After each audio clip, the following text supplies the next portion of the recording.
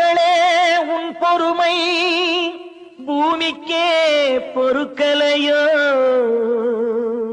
பூவிருந்தும் பொட்டிருந்தும்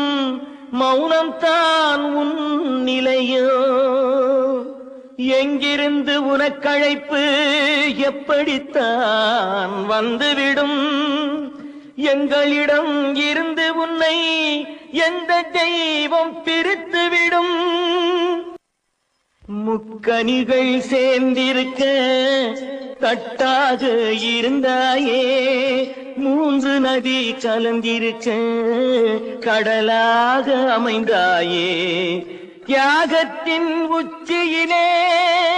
நீ ஒரு கலசமம்மா நீ ஒரு கலசமம்மா